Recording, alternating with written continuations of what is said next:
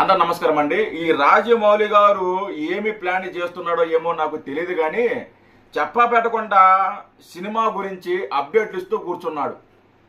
మొన్న ఒక పోస్టర్ ఒకటి రిలీజ్ చేయడం జరిగింది. చెప్పా పెట్టకుండా రిలీజ్ చేశాడు. సరే పోస్టరే కదా సరే అని చెప్పి లైక్ తీసుకున్నాం. కానీ ఈరోజు అంటే ఒక గంట క్రితం ఒక సాంగ్ ఒకటి రిలీజ్ చేశాడండి. చెప్పా పెట్టకుండా రిలీజ్ చేశాడు.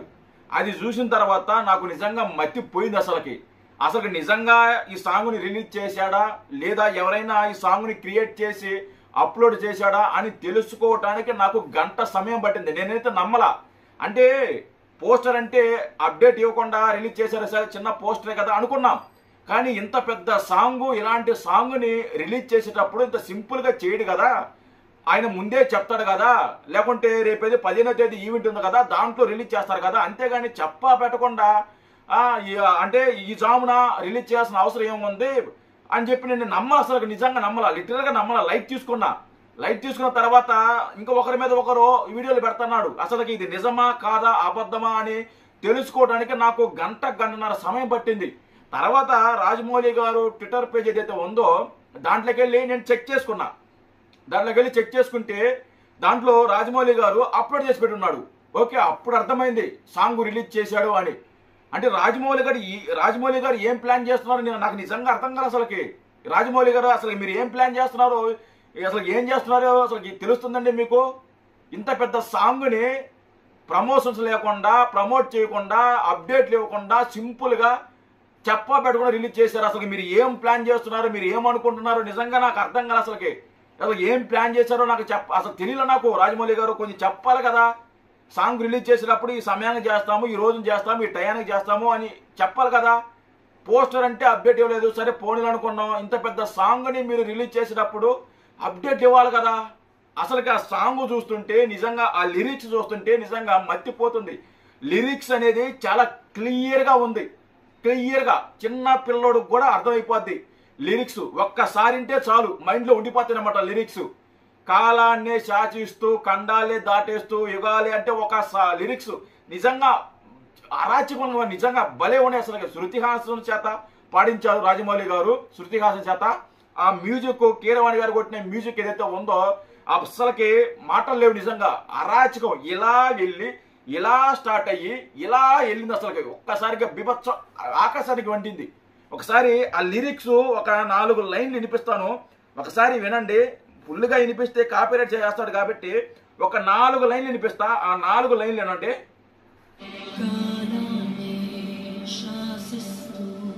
ప్రతిరోజు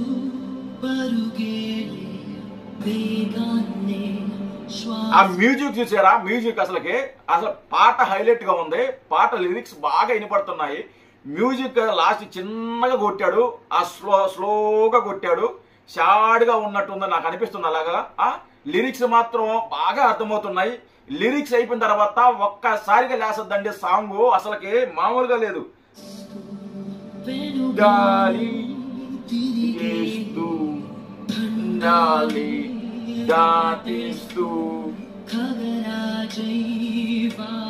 చాలు, ఎందుకంటే ఎక్కువ వినిపిస్తే కాపీరైట్స్ వస్తాయి. నాకు సాంగ్ చూసిన తర్వాత నాకు క్లియర్గా అర్థమైంది. స్టోరీ ఆల్మోస్ట్ అర్థమైపోయింది. ఈ సాంగ్ లిరిక్స్ చూసిన తర్వాత ఆల్మోస్ట్ స్టోరీ అర్థమైపోయింది. ఖండాలే దాటేస్తాడు మన హీరో, దేశ విదేశాలు ప్రపంచమంతా తిరిగేస్తాడు. సంచారి అని చెప్తారు కదా. సంచారి అంటే ఇంకా తిరుగుతూనే ఉంటాడు, దేశాలు విదేశాలు మొత్తం తిరుగుతూనే ఉంటాడు. అతను సంచారి అంటారనమాట. ఈ సినిమాలో మహేష్ బాబు గారి క్యారెక్టర్ కూడా అదే. దేశాలు తిరిగేస్తాడు, ఖండాలు తిరిగేస్తాడు. కానీ ఎందుకు తిరగతాడు అనేదే ఇక్కడ పాయింట్. అది అర్థం కాల. క్లియర్ మీకు అర్థమైందా? మహేష్ బాబు గారు ఖండాలు దాటేస్తాడు, దేశాలు మొత్తం తిరిగేస్తాడు, సంచారిలాగా మొత్తం చుట్టూ ఒక చుట్టేసేస్తారు.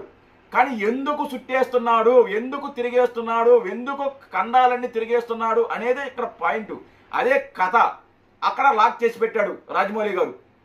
మహేష్ బాబు క్యారెక్టర్ ఇలా ఉంటుందని చెప్పగానే చెప్పాడు. లిరిక్స్ చూస్తూనే అర్థమైపోతుంది మనకి ఖండాలు దాటేస్తున్నాడు అంటూ. కానీ ఎందుకు దాటేస్తున్నాడు అనేది ఇక్కడ పాయింట్. అది అర్థం కావాలంటే సినిమా రిలీజ్ కావాలి, లేకుంటే ఒక టీజర్ గానో ట్రైలర్ గానో వస్తే కానీ మనకి చిన్నపాటి ఐడియా ఉండదన్నమాట. నిజంగా అసలుకి రాజమౌళి గారు నిజంగా నేను నిద్రపోయి పండుకున్నా, నేను పోయి పండుకున్నా సరేలే అని చెప్పి ఇది కాబద్దం అనుకుని తర్వాత ఒక్కటిగా చూస్తుంటే తర్వాత కన్ఫర్మ్ చేసుకుని అసలు మర్చిపోయింది. నాకు ఈ జాము లేచి నేను మళ్ళీ వీడియో చేస్తున్నా అంటే చూడండి నా ఉత్సాహం నా ఊపి ఎలా ఉంటుందో అర్థం చేసుకుంది. నిజంగా చాలా చాలా బాగుంది. లిరిక్స్ మాత్రం మామూలుగా లేదు, అరాచకంగా ఉంది.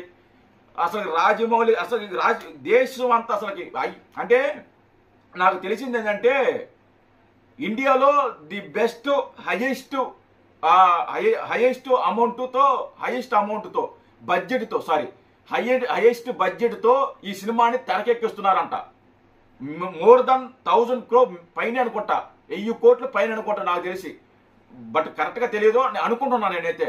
నేను ఇంకా చెక్ చేసుకోవాలా, కానీ నాకన్నా నాకు తెలిసిందే 1000 కోట్ల పైనే ఆ బడ్జెట్ ఈ సినిమాకి అని చెప్పి ప్లాన్ చేస్తున్నాడు. నిజంగా రాజమౌళి గారు గట్టిగానే ప్లాన్ చేస్తున్నాడు, మామూలుగా ప్లాన్ చేయాల బేబత్సం. అసలుకి ఈ సినిమాతో అసలుకి ఈ ఖండాలు దాటేస్తాడు అనమాట రాజమౌళి గారు.